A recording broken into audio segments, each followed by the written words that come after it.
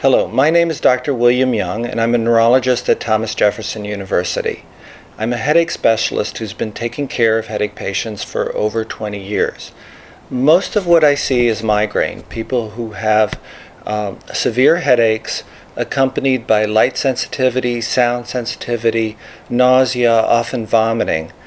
And they have a lot of disability and pain because of this condition that they have. I've come to realize over the years that patients who have migraine, profoundly affecting their quality of life, are really looked down upon. And this came to me very clearly a couple of days ago when I heard yet another story like this one. So I have a patient, let's call her Susan, who's a teacher, and I can tell you from talking to her that she's an extraordinary teacher, and her kids love her, and she loves her kids, and she loves her subject matter, and she has migraines most days and struggles day after day to go to work, to be there for her kids, and struggles through even very severe migraines to be with them and to teach them.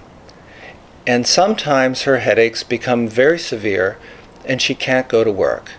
And she described to me the situation where her principal sat her down to discuss her missing work because of migraine. And when she explains that the days that she doesn't come to work, it's because she's vomiting and she's not safe to drive, this principal suggested that perhaps she should call her family to drive her in and vomit into a bag on the way in, and then as soon as the vomiting stopped, she'd be able to continue teaching. So, this really upsets me, and I know it's common because I've heard this type of story before. But there is a real need for people to understand what it's like to have migraines, what it's like to have chronic migraine, and that this disease can be extremely severe, and that people can be disabled by a bad migraine. It is not what you see in the press. It's not necessarily something you can take a little something for and get better. While many people may be lucky enough to have a mild version of this disease, it's very common to have a very severe form where quality of life, functional ability are terribly affected.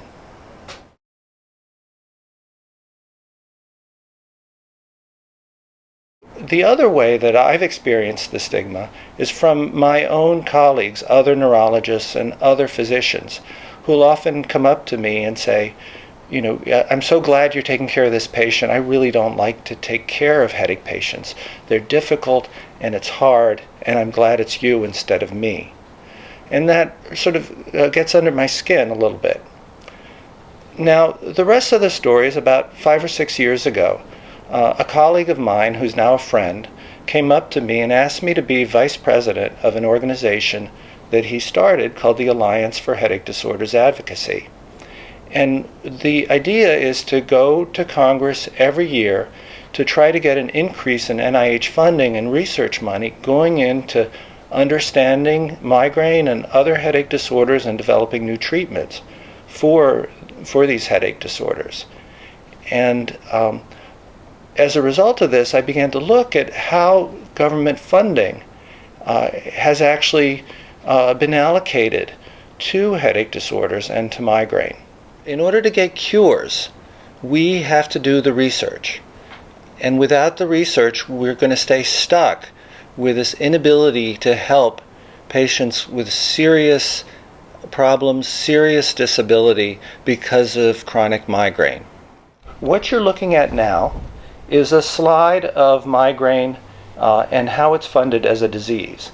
And so you can see in the left-hand panel that migraine gets $13 million of funding, whereas epilepsy gets 105, and asthma gets 295, and diabetes gets $1,037 million of funding each year by NIH. Now, when you look at what these diseases cost to the people who have them in terms of the years of life lost, not to mention pain and disability, that's clearly closely underfunded. And the World Health Organization looks at this problem in terms of the years of healthy life lost to a disease. So let us say that you die at age 40 and you're expected to live to age 80, you would lose 40 years of healthy life. And if you lose a leg and you live with 3 limbs instead of 4 for that amount of time, they have a formula to calculate how much years of healthy living you have lost. So you've lost only a small fraction of what you would have lost if you had died. And if you look at it that way, a migraine is even more underfunded, and it is the least well funded of all the diseases that I show you on this slide. So the other thing you need to know about this study is it came about because I saw a paper where a scale was worked out to measure stigma. It's called the SSCI, or the Stigma Scale for Chronic Illness. And this gave me the opportunity to look at stigma and then to compare it within groups of migraine patients and to the epilepsy patients. So in this slide, you see really the main results of the study, which are the stigma scores for chronic migraine, for episodic migraine, and for epilepsy. And as you can see, the chronic migraine patients have much higher stigma scores in general than either the epilepsy or the episodic migraine patients. And if you look at how this compares to kind of a random sample of people with neurologic diseases like Alzheimer's and Parkinson's and strokes, you can see that the epilepsy patients match up with the episodic migraine and with the general population of neurologic patients, and that the chronic migraine patients are worse than all. So I decided to look at how much they need to rest. And my chronic migraine patients, many of them have to spend more than half their days in bed. And my episodic migraine patients, it's quite rare for them to need that much time in bed.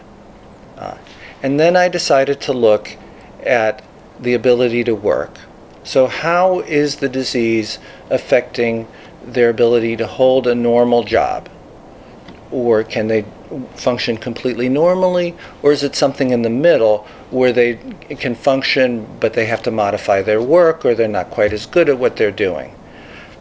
In this slide you can see that my chronic migraine patients, almost half of them are unable to hold any job, whereas close to 20% of my episodic migraine patients really can't work. And they're very similar to the epilepsy patients. At the other end of the spectrum, my chronic migraine patients are very unlikely to have no impact on their work, whereas a lot of the epilepsy patients actually could work normally, much more so than the migraine patients.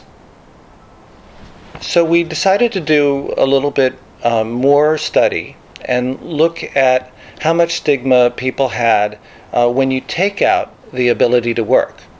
And when you do that, it turns out that the stigma of migraine, of chronic migraine actually, is the same as epilepsy, but it's worse for the chronic migraine patients because they have more trouble working than the epilepsy patients in these clinics. The episodic migraine patients actually had a little less stigma than the epilepsy patients. And we've been working to try to explain this, and I think the best way to look at it is this way, that if you have episodic migraine and your migraine goes away, that kind of fits with how people see migraine, and that's kind of normal, and it's less stigmatized. But if you have headaches almost all the time or every single day, that's looked at as weird and a problem, and you're not right, and you're more stigmatized.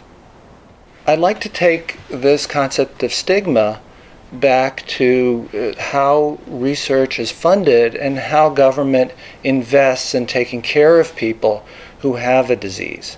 And it turns out that people who are stigmatized, or have a stigmatizing illness, get less from government. They get less research, and they also get less in terms of resources to actually take care of them. So a woman called Rachel Best, a sociologist from Michigan, has looked at this carefully, and she's tells a story. And the story is that years ago, decades ago, research was funded to give money to researchers. And then the advocacy movement started, and the advocacy movement for AIDS and for breast cancer changed the equation. It turns out that it made it so lawmakers are giving money to patients. They're giving money to the people with the disease. And once that happened, the social status of the disease that they are going to fund, the stigma of the disease, started to matter. For example, breast cancer is less stigmatized than lung cancer. And breast cancer gets a lot more funding than lung cancer, and more cures are being developed for the breast cancer patients than for the lung cancer patients. And the same can be said for epilepsy. If you remember, some of you will, and some of you need to be told this, that once upon a time, AIDS was a terribly stigmatized illness, and government would not fund it. And as a result of strong advocacy measures, the stigma of AIDS went down, and funding has gone way up. And right now, it's one of the best funded diseases. And in my lifetime, there's been an incredible increase in survival of people who have AIDS. And this is a result of the work that AIDS patients have done to raise the status of their disease and to call for justice and fairness in the treatment that they receive. It's been viewed as a trivial thing. Think about it. What a migraine. That's a nuisance. That's a traffic jam. That's a migraine. Whereas, a cancer is something serious.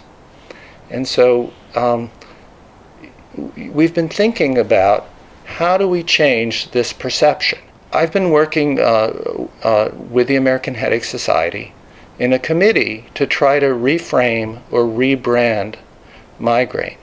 Now, this is not a final thing. It's an area that I'm very interested in, and the American Headache Society is looking into. But I have some ideas. And I think that we need to say two things about people who have migraine. I think we need to say that this is a disease that can happen to anyone and that happens to good people.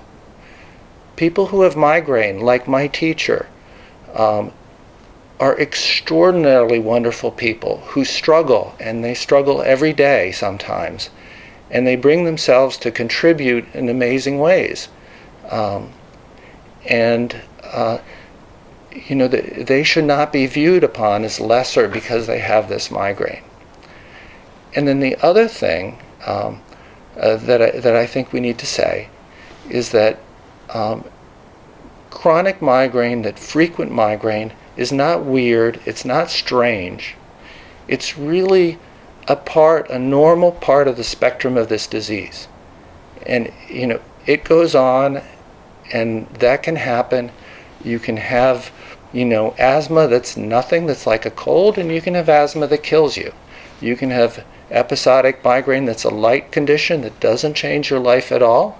And you can have severe chronic migraine that puts you in bed half the time, and you could never hold a job with that disease. And if you're unlucky enough to have the second form of this disease, you shouldn't have additional burdens put on your life because people don't understand and because people look down upon this disease in comparison to others. The Alliance for Headache Disorders Advocacy would like to do something about this. Every year we go to Congress and we ask them to change the situation, to put some pressure on NIH to change their priorities. now we come to the part of the talk where I'm going to ask you to do something. I'm going to ask you to go online to the Alliance for Headache Disorders Advocacy website, which you can see in front of you, and to join our group and receive our emails, and just a few a year to tell you what we're up to, and to hit the donate button and to contribute so that we can keep going to Congress. We can keep trying to get more funding to do for migraine what has been done for other diseases like AIDS and like breast cancer. And in order to do this, we need to be able to keep coming back to spread the message and to change the perspective and to destigmatize migraine in Congress and in the rest of the country.